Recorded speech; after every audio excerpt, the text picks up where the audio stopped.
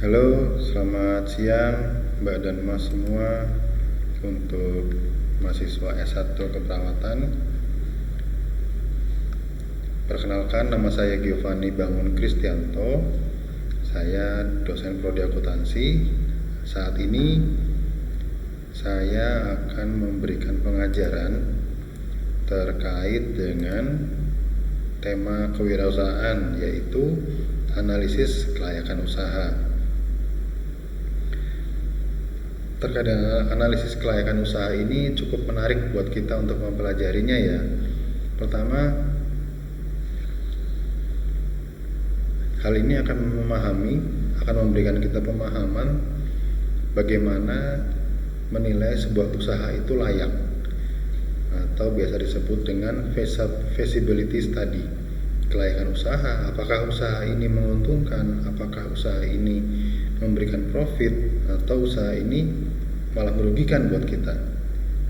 Nah, sebelum kita memulai usaha, kita perlu mempelajari terkait dengan kelayakan usaha, supaya hal-hal yang tadi saya sebutkan terkait dengan bisnisnya rugi, bisnis yang tidak menguntungkan, itu terhindar, supaya perhitungan kita secara matang itu benar-benar bisa terrealisasi dengan baik gitu. Nah, materi pembelajaran kali ini pertama terkait dengan pengertian analisis kelayakan usaha, tujuan dan manfaat analisis kelayakan usaha, pihak-pihak yang berkepentingan, dan aspek yang dilakukan di dalam analisis. Nah, masuk pada tema yang pertama, urgensi dari analisis kelayakan usaha. Kepentingannya apa sih? Kenapa sih kita harus melakukan analisis kelayakan usaha? Pertama gini, dalam melakukan analisis kelayakan usaha itu untuk usaha yang baru, misalnya membuka toko, membuka pabrik, mendirikan usaha jasa, buka usaha dagang, atau usaha lain yang kita dirikan dengan modal kita sendiri. Jangan sampai modalnya sudah kita keluarkan, modalnya sudah kita maksimalkan untuk usaha ini, ternyata tidak membuahkan hasil atau tidak memberikan keuntungan. Nah, untuk mengembangkan usaha yang sudah ada, yang kedua ini ya, kenapa harus dianalisis? Karena tujuannya untuk mengembangkan usaha yang sudah ada dan sudah berjalan. Tujuannya apa? Supaya lebih baik lagi, supaya lebih berkembang lagi, supaya lebih memberikan keuntungan yang lebih maksimal. Misalnya untuk menambah kapasitas pabrik, untuk memperluas usaha, termasuk juga membuka cabang, mengganti peralatan mesin, menambah mesin baru, dan lain sebagainya. Jadi banyak hal yang memiliki kepentingan terkait dengan kelayakan usaha. Kelayakan usaha ini juga memiliki kepentingan terhadap investasi dari investor yang memberikan dananya untuk kita sebagai wirausahawan, supaya usaha yang kita jalankan bisa berkembang. Kemudian untuk memilih jenis usaha atau investasi proyek yang paling menguntungkan, misalnya memilih 2 atau lebih usaha. Kita bisa membuka usaha lebih dari 1, lebih dari 2, atau bahkan usaha yang bercabang banyak, tapi semuanya bisa berjalan dengan baik, dengan lancar, dan menguntungkan. Kemudian urgensi yang terakhir adalah menentukan keberhasilan sebuah bisnis.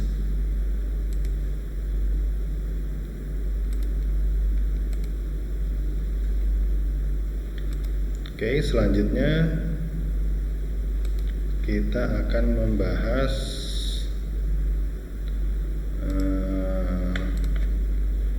tujuan studi kelayakan bisnis. Tujuan studi kelayakan bisnis adalah untuk menghindari risiko kerugian. Ini pasti nggak mungkin enggak, karena menghindari risiko kerugian ini siapa sih yang mau rugi gitu kan, tidak ada. Jadi risiko kerugian ini layak dan harus kita hindari, atau minimal memperkecil risiko kerugian tersebut. Kemudian mempermudah dalam perencanaan, mempermudah dalam pekerjaan, mempermudah dalam pengendalian juga. Tujuannya itu, ini tujuan penting. Selebihnya memiliki tujuan yang berbeda-beda untuk masing-masing usaha yang dijalankan. Nah, selanjutnya pihak yang berkepentingan dalam studi kelayakan bisnis. Pihak yang berkepentingan siapa aja? Pertama, wirausahawan. Misalnya kita sebagai wirausahawan, wira swasta itu sangat berkepentingan terhadap kelayakan sebuah bisnis. Kemudian investor atau penyandang dana dari pihak perbankan atau pihak orang lain yang akan memberikan dananya untuk pelaksanaan bisnis yang akan kita jalankan. Kemudian masyarakat dan pemerintah sebagai bahan kajian memiliki manfaat atau tidak. Karena studi kelayakan bisnis itu adalah kegiatan yang mempelajari secara mendalam tentang sebuah usaha yang akan dijalankan dalam rangka menentukan layak dan tidak layaknya usaha yang akan dijalankan. Jadi objek yang diteliti tidak hanya pada bisnis atau usaha yang besar, tapi bisnis yang sederhana pun juga perlu sebuah studi kelayakan. Kenapa dikatakan kelayakan? Karena kelayakan itu adalah sebuah penelitian terhadap sebuah kegiatan yang secara mendalam untuk menentukan usaha yang dijalankan akan lebih bermanfaat dan memiliki nilai ekonomis yang lebih besar dibandingkan dengan biaya yang dikeluarkan, sesuai dengan prinsip ekonomi, meminimalkan biaya dan memperbesar pemasukan, memperbesar keuntungan.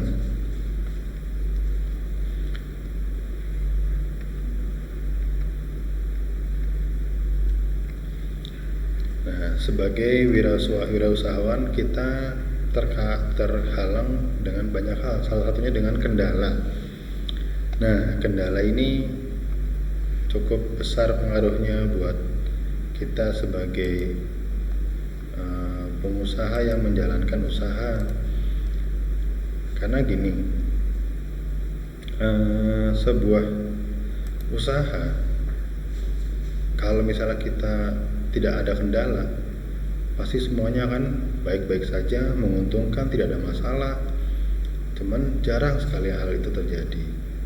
Tapi kendala itu bisa di manajemen, bisa di manage, diatur supaya kendala itu atau risiko itu tidak terlalu besar pengaruhnya terhadap bisnis yang kita jalankan. Kendalanya apa aja? Satu, bingung memilih tempat bisnis yang tepat. Kita belum tahu nih bisnis apa yang mau dijalankan, bisnis apa yang akan dijual atau apa yang diperdagangkan gitu. Kemudian adanya ketakutan dalam diri kita mengalami kegagalan, mengalami kerugian. Itu pasti ada seseorang atau ada orang-orang, dan mungkin tidak sedikit, mungkin banyak orang yang memiliki keraguan atau memiliki ketidakyakinan terhadap bisnis yang dijalankan itu akan gagal. Itu mungkin sekali, tapi kenapa nggak dicoba? Jadi ada satu prinsip untuk kita, ketika kita sudah mencoba, berarti 50% itu sudah berhasil. Berarti 50% sisanya adalah bisa gagal, bisa lebih baik. Kenapa nggak kita coba gitu? Kita manusia bisa berikhtiar, bisa mencoba, bisa berusaha, tapi selebihnya bisa kita tahu bahwa urusan itu gimana kita menjalankan usaha itu secara sepenuh hati. Kemudian kendala yang ketiga adalah terkait dengan modal bisnis, modal usaha. Ini juga faktor yang cukup berpengaruh. Kita punya ide tapi kita tidak ada modal, itu juga dampaknya bisnis tidak bisa berjalan. Kemudian ketidakadanya tempat. Kita punya bisnis, punya modal, tapi tempatnya tidak ada atau tidak memadai, ya bisa kemungkinan bisnis itu tidak akan berjalan dengan baik. Kemudian ini secara internal kita tidak memiliki rasa percaya diri yang cukup. Itu juga tidak pede, saya mau melangkah tapi saya ragu, saya mau melangkah saya ragu. Saya mau usaha ini saya ragu, saya mau mengembangkan usaha ini saya ragu. Itu juga faktor yang cukup menjadi kendala dalam sebuah kegiatan usaha. Terus kendala yang terakhir adalah belum berani beranjak dari zona nyaman.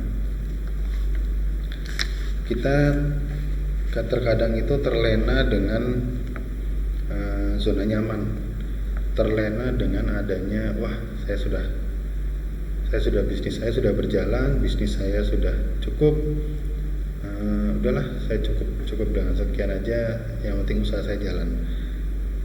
Hal itu berdampak positif tapi berdampak negatif juga menurut saya. Jadi gini, kenapa sudah cukup padahal teknologi terus berkembang,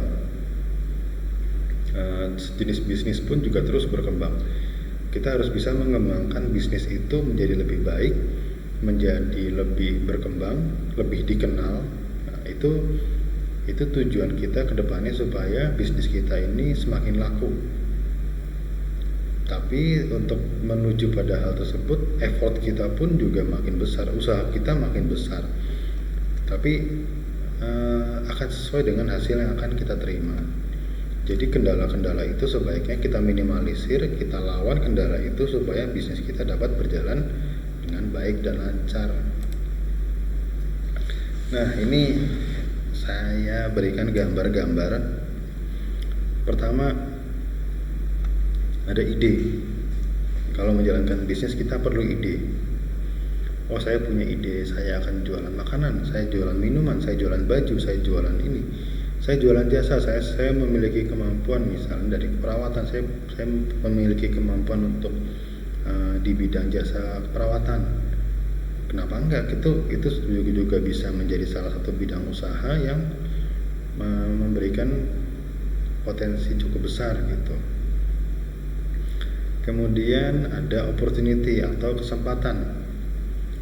Dia di gambar kedua ini miss atau taken. Miss artinya misalnya ya udahlah dilewatin aja lah. Taken atau kita ambil kesempatan ini. Prinsipnya pada kesempatan itu ada gini.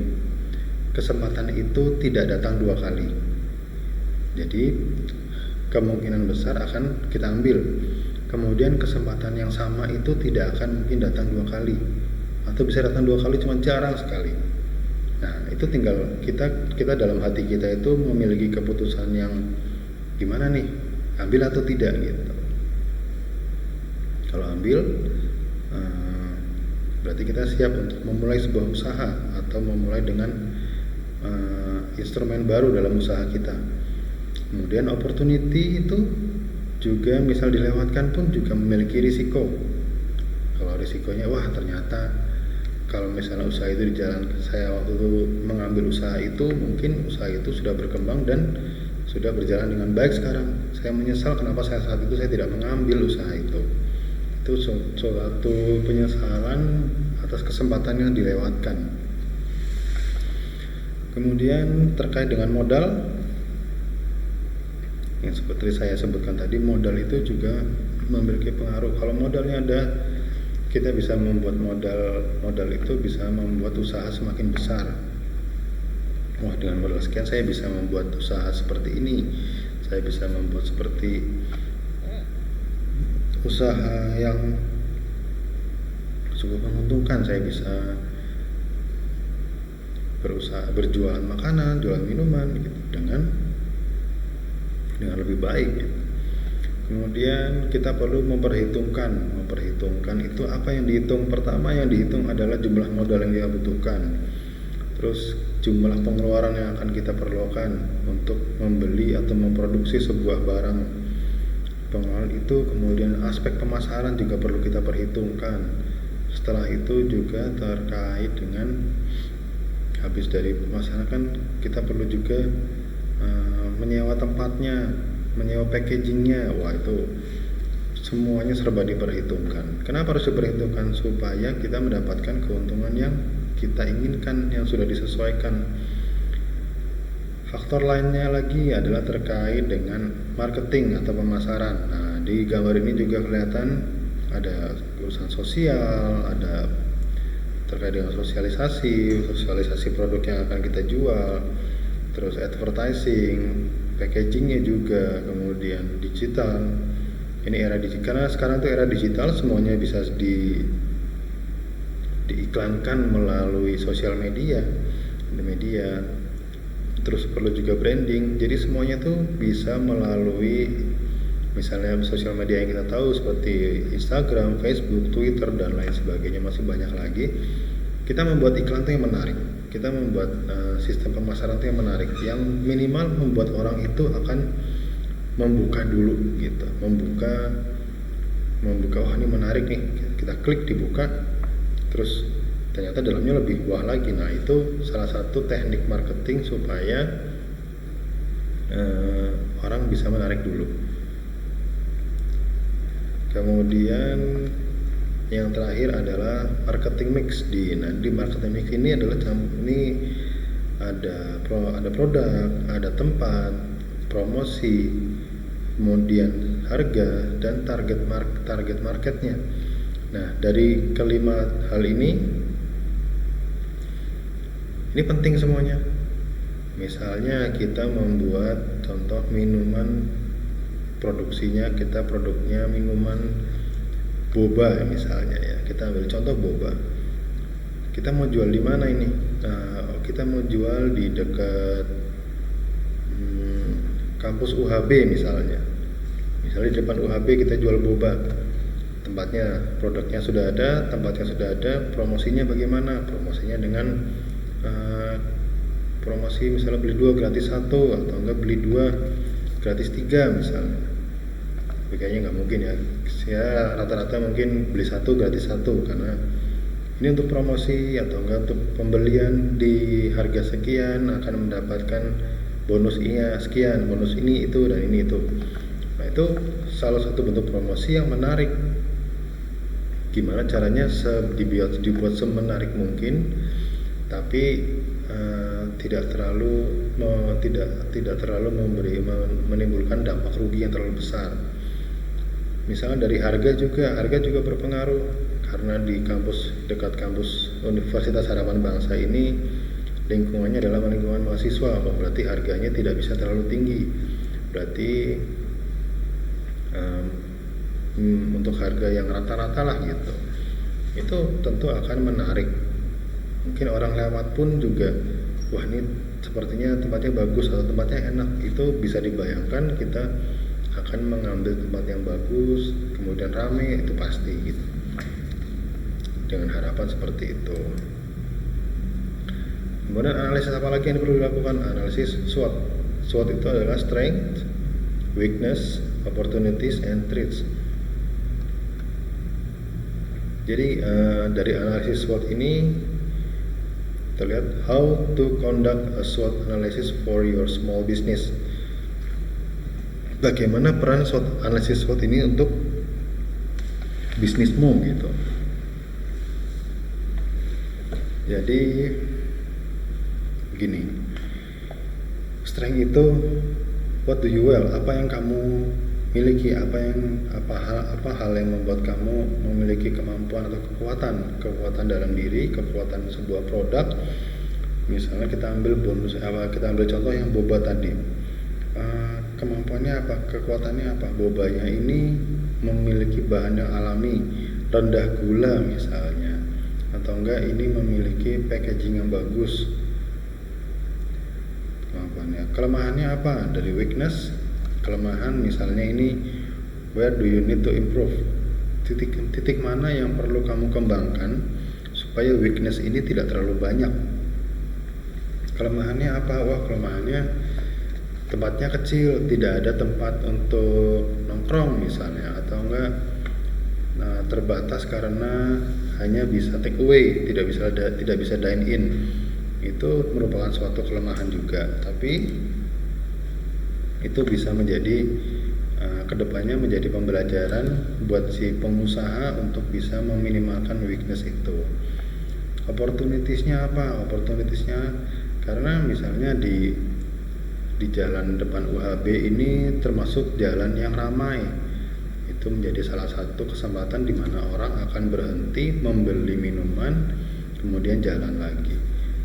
Tujuannya apa? Supaya ya pertama tujuan utamanya mencari keuntungan lebih, mencari keuntungan. Kedua, memperkenalkan minuman itu di kalangan mahasiswa gitu. Dan juga memperkenalkan minuman itu juga tidak hanya untuk mahasiswa atau karyawan, tapi juga lebih ke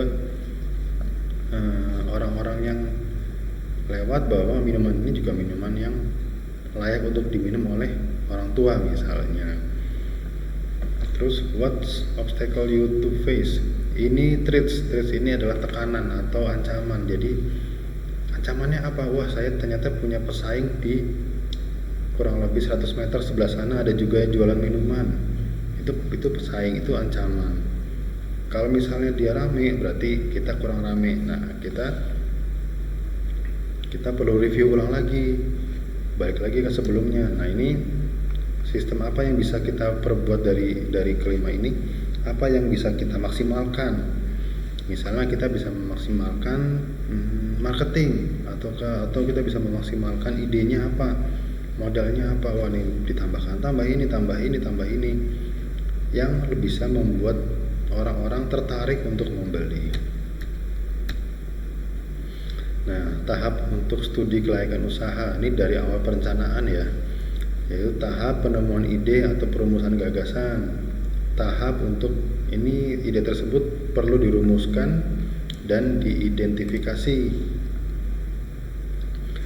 Nah, setelah diidentifikasi, kita masuk pada tahap selanjutnya, yaitu tahap untuk memformulasikan tujuan. Nah, dalam memformulasikan tujuan itu kita perlu membuat dan perlu menentukan visi dan misi bisnis yang akan kita jalankan. Visinya apa sih? Misinya harus kayak gimana sih? Itu harus dijalankan. Kemudian, apakah misinya untuk menciptakan barang dan jasa untuk menciptakan keuntungan yang langgeng? Bagaimana ini usaha yang kita jalankan ini going concern, bisa berjalan terus-menerus, berkelanjutan. Karena untuk mempertahankan sebuah bisnis itu juga merupakan tantangan kedua setelah bisnis itu dibuka atau dijalankan, adalah bagaimana cara mempertahankan bisnis tersebut.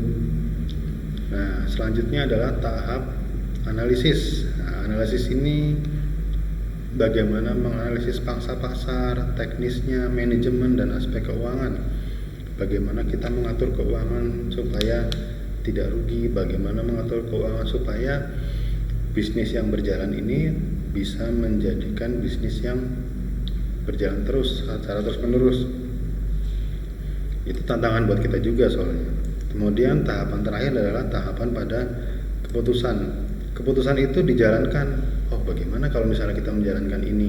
Bagaimana kalau misalnya kita membuka produk ini? Bagaimana kalau misalnya kita packagingnya menggunakan bla bla bla bla? Nah, itu pertimbangan-pertimbangan itu jangan hanya diomong aja, tapi harus dicoba. Karena kalau misalnya kita nggak mencoba, itu tidak akan tahu bagaimana hasilnya, bagaimana efeknya atau dampaknya. Jadi kita harus berusaha mencoba.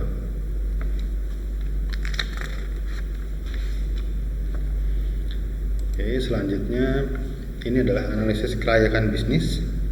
Pada analisis kelayakan bisnis, aspek yang perlu diperhatikan adalah aspek pemasaran, aspek teknik, produksi, aspek manajemen, aspek keuangan. Nah, secara dalam keuangan, kelayakan sebuah bisnis itu ditandai dengan pertama kebutuhan dana dan sumber dananya. Kebutuhan dananya berapa, sumber dananya dari siapa, proyeksi neraca dan proyeksi laba rugi. Ini terkait dengan laporan keuangan. Kemudian proyeksi terkait dengan aliran kas atau cash flow. Cash inflow-nya berapa, arus kas masuknya berapa, hasil dari hasil penjualan atau dari hasil pendapatan. Kemudian cash outflow dari hasil dari pengeluaran kas untuk biaya-biaya yang dikeluarkan, untuk pembayaran pajak, untuk pembayaran karyawan, dan pengeluaran-pengeluaran lain yang memang diperlukan supaya bisnis itu tetap berjalan. Karena ketika ini ditinggalkan, ketika proyeksi aliran cash flow ditinggalkan, ya kita akan memiliki minimal kerugian itu bisa membesar gitu. Karena apa? Karena sudah tidak diperhitungkan gitu. Nah, aspek keuangan itu dari mana? Dari modal sendiri bisa. Ini EAT adalah earning after tax, adalah pendapatan setelah pajak dikurangi depresiasi atau penyusutan. Itu kalau dari modal sendiri perlu diperhitungkan. Kalau dari pinjaman, earning after tax ditambah depresiasi ditambah bunga. Bunganya apa? Bunga karena dari pinjaman, betul. Nah, proses analisis kelayakan bisnis pertama dari gagasan atau bisnis ide bisnis. Habis ide bisnisnya dijalankan, penentuan tujuan. Tujuannya apa nih? Kita punya visi mengembangkan ini dan ini dan ini. Visinya apa? Visinya dengan cara menjual makanan dengan harga yang terjangkau, kemudian memberikan promosi, itu visi. Kemudian analisis yang perlu dilakukan atau evaluasi yang perlu dilakukan adalah terkait dengan pangsa pasar, produksi, kemampuan dalam manajemen, keuangan, ekonomi. Nah, setelah semuanya dipikirkan, semuanya ditentukan, tinggal terakhir adalah pengambilan keputusan. Pengambilan keputusan ini penting, dilaksanakan atau tidak dilaksanakan nih. Kalau sudah mentok, ya wis, kita laksanakan gitu, ketok palu, kita berjalan, kita usaha, tapi dengan komitmen yang kuat. Kalau komitmennya nggak kuat, ya kita akan setengah hati dalam menjalankan bisnis. Nah, ini aspek yang harus diteliti, aspek hukum, aspek ekonomi, sosial dan budaya. Aspek hukum apa? Kita perlu melihat ini di wilayah ini aturannya bagaimana. Misalnya dilarang berjualan sampai dengan jam 10 malam misalnya. Kita harus mengikuti aturan dan aturan yang berlaku ini. Karena apa? Karena ketika kita tidak mengikuti aturan, ya yang pasti penduduk sekitar itu akan ngejudge bahwa wah, ini bisnisnya kurang baik karena tidak sesuai dengan aturan. Kemudian aspek ekonomi dan budaya. Budayanya bagaimana? Ekonominya bagaimana? Kita menjual minuman harga 50.000 tapi di kalangan, maaf ngomongnya, pedesaan. Mereka untuk makan aja belum tentu pengen gitu ya, belum tentu ingin beli. Karena itu kita perlu mempertimbangkan aspek ekonominya juga. Aspek ekonominya bagaimana sih ini? Kalau kita jual makanan atau jual minuman di daerah sini bagaimana? Pangsa pasarnya ada atau tidak? Contoh misalnya Wonosobo itu termasuk wilayah dataran tinggi yang dingin. Terus di alat elektronik, karena di Wonosobo itu jarang sekali toko elektronik menjual AC. Kenapa? Karena Wonosobo termasuk wilayah dingin, tambah AC ya tambah dingin. Jadi menjual AC di daerah Kabupaten Wonosobo tergolongnya mubazir gitu. Nah, itu hal seperti itu harus kita perhatikan supaya jangan sampai kita menjual tapi barangnya nggak laku gitu. Kemudian ini aspek lainnya adalah aspek pasaran dan pemasaran, aspek manajemen dan aspek keuangan. Kemudian aspek penilaian terhadap kelayakan sebuah bisnis. Nah, analisis aspek pemasarannya bagaimana nih, tekniknya atau produksinya bagaimana supaya meminimalkan biaya tapi dapat keuntungan yang besar. Bagaimana aspek manajemen itu terkait dengan biaya, terkait dengan meminimalkan pengeluaran, terus bagaimana memaksimalkan kinerja pegawai. Dan aspek keuangan adalah dari sisi akuntansi, bagaimana membuat neraca dan laba rugi dengan baik supaya laporan keuangannya menguntungkan atau memiliki hasil yang menguntungkan. Nah, ini nilai-nilai dalam aspek pemasaran. Gini, kalau di aspek pemasaran itu pertama kebutuhan akan keinginan konsumen. Kita harus memahami konsumen itu pengennya apa, konsumen itu keinginannya apa. Kita harus sesuai dengan keinginan konsumen. Makanya diperhatikan segmentasi pasarnya, targetnya, nilai tambah, masa hidup produk, struktur pasar, persaingan dan strategi pasar, pertumbuhan pasar, laba kotor, dan pangsa pasar. Ini semuanya terkait dengan target pasar. Siapa sih yang mau beli, kalangan apa sih yang mau beli, itu harus perlu diperhatikan. Nah, kemudian aspek teknik dan produksi, beberapa aspek harus dianalisis. Lokasinya, volume operasi, mesin dan peralatan, bahan baku dan bahan penolong, tenaga kerja, kemudian layout. Kemudian aspek manajemen juga, kepemilikannya siapa, organisasi dan tim manajemennya siapa, kemudian karyawannya siapa. Terkait dengan aspek keuangan, pertama kebutuhan dananya berapa, sumber dananya dari siapa.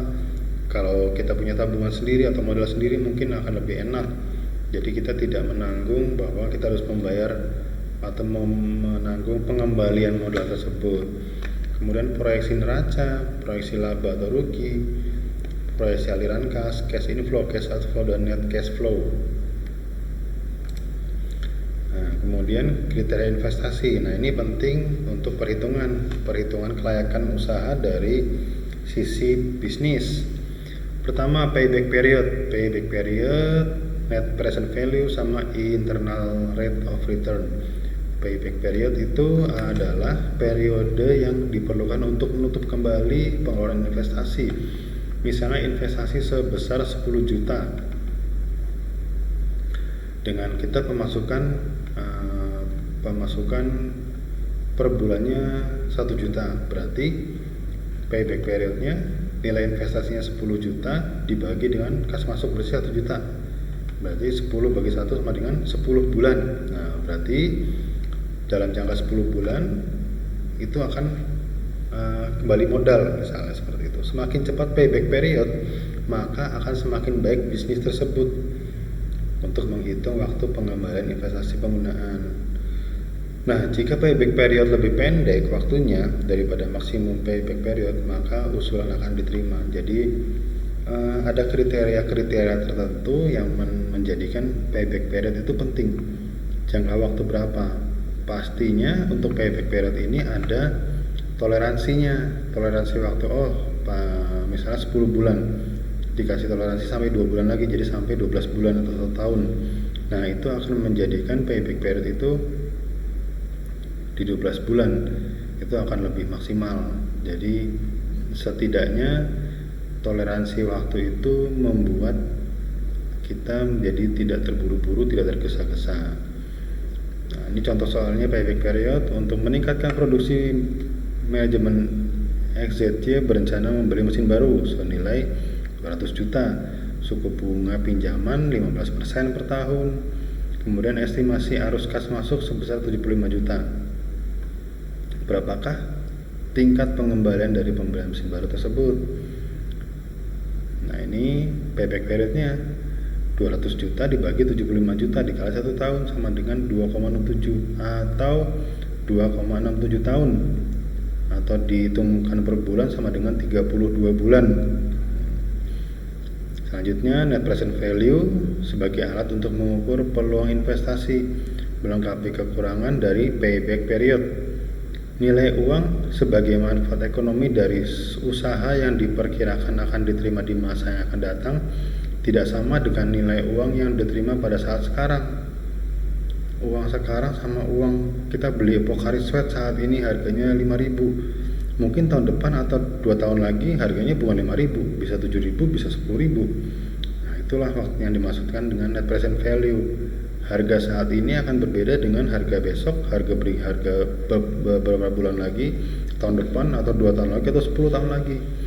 Oleh karena itu dalam studi kelayakan ini unsur waktu dan interest rate sangat-sangat diperhitungkan.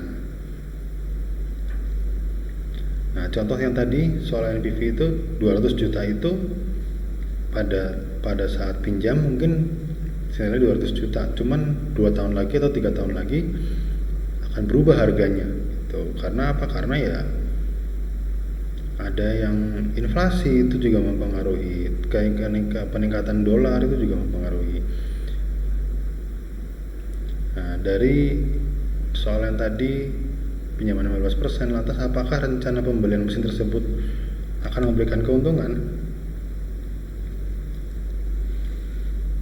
Nah, ini dari 200 juta dengan harus kas masuk 75 juta, kita menggunakan rumus ini, kita ikuti totalnya. Net present value nya adalah 51,39. Dari perhitungan di atas, NPV nya positif, artinya mesin yang hendak dibeli akan menghasilkan keuntungan sebesar 51 juta setelah biaya pembelian dan bunganya setelah lunas. Oke, ini internal rate of return atau biasa disebut IRR adalah suatu interest rate yang membuat nilai net present value adalah 0 atau disebut juga indeks keuntungan. Kriteria IRR adalah IRR lebih tinggi dari marginnya, maka layak. Kalau IRR lebih tinggi daripada margin, maka dikatakan layak. Kalau kurang dari margin atau lebih kecil, maka bisnis tersebut tidak layak. Nah, ini formulanya bisa dilihat. IRR sama dengan I1 tambah NPV 1 dikurangi NPV 2I2 dikurangi I1. Lebih jelas lagi, kita contohnya. Sebuah perusahaan memberikan usulan dalam melakukan investasi 140 juta, sementara arus kas yang dihasilkan setiap tahun sebesar 22 juta. Selama kurun waktu 6 tahun, asumsi untuk rate of return-nya sebesar 13%. Kemudian ketika menghitung diskonto yang dihasilkan, NPV adalah 6,6 juta 49 dengan diskonto sebesar 12% setelah NPV sebesar 659 dengan diskonto 10%. Nah, ini jangan bingung ya terkait dengan soal ini ya, karena ini memiliki perbedaan. Dari 22 juta kurun waktunya 6 tahun arus kas yang dihasilkan selama 6 tahun. Kemudian tingkat pengembaliannya 13%. Kemudian ketika menghitung diskonto itu 6.649, diskontonya 12%, lebih kecil daripada 13%. IRR-nya di atas yang kita jadi patokan adalah nilai NPV ini 12% dan 10%. Ini berada di angka 13%. Nah, bila kita hitung menggunakan rumus di atas, maka diskontonya 12% dari ini, 12 dikurangi 10% sama dengan 2%, atau 6.649 ditambah 659 sama dengan 7.308. Maka nilai IRR-nya adalah sebagai berikut: 10% ditambah 659 dibagi 7308 dikali 2% sama dengan 10,18%. Nah, jadi rate minimalnya adalah 10% dan rate tertingginya adalah 13%. Asumsi returnnya 13%, maka angka 10,18% ini tergolong kecil. Nah, dari perhitungan internal rate of return-nya kecil, lebih kecil dari 13%, maka investasi ini ditolak. Berarti kalau ditolak harus ada yang ditambahkan. Misalnya net present value-nya ditambah menjadi 7 juta, atau ini jadi 800.000 NPV yang ini. Kalau sudah ditambahkan, maka hasilnya akan beda, mungkin bisa di atas 13%, dan itu bisa diterima untuk investasinya. Nah, ini penyusunan studi kelayakan. Penyusunan ini harus melewati sebuah kajian dulu biasanya. Sistematikanya apa? Satu, pendahuluan dasar atau gagasan membuat bisnis baru, nama dan alamat, bidang usaha, bentuk usaha, gambaran perkembangan usaha. Kemudian profil perusahaan dewasa ini, profil perusahaannya bagaimana, kita bisa menggunakan company profile. Ya, secara sederhana aja nggak apa-apa, yang penting kita punya. Itu untuk memperkenalkan bisnis yang kita jalankan. Kemudian pada aspek perizinan, aspek teknis, aspek pemasaran, aspek manajemen, dan aspek keuangan. Bab 3-nya terkait dengan proyek yang diusulkan, aspek teknis, aspek pemasaran, manajemen, dan keuangan. Kemudian agar kita yakin bahwa suatu usaha adalah siap untuk dimulai, maka evaluasilah beberapa aspek sebagai berikut. Nih, evaluasi ringkasan pelaksanaan, evaluasi misi bisnis, evaluasi lingkungan bisnis, evaluasi produk dan jasa, evaluasi pesaing, evaluasi harga, evaluasi keunggulan dari pesaing, evaluasi pasar dan pemasaran, manajemen dan personil, mesin dan peralatan, biaya awal, pendanaan, dan break even point, titik impas, titik balik modal lah kalau misalnya istilah susah, istilah gampangnya. Karena apa? Ini perlu diperhitungkan. Kita bisa mencapai break even point itu ketika kita menjual quantity berapa, kita dapat menjual dengan harga berapa, kita dapat break even point. Jadi dalam sisi kewirausahaan ini tidak hanya terkait dengan perhitungan yang simpel, perhitungannya terkaitnya banyak sekali, karena memperhitungkannya itu benar-benar detail supaya hasil dari usaha itu tidak rugi. Bagaimana penentuan harga jual, bagaimana penentuan harga beli, itu perlu dipertimbangkan semuanya. Oke, sementara demikian untuk presentasi saya terkait dengan studi kelayakan usaha. Terima kasih atas waktu dan perhatiannya, dan sampai jumpa di pertemuan berikutnya. Kita masih menggunakan online. Tetap semangat dan selamat belajar. Terima kasih.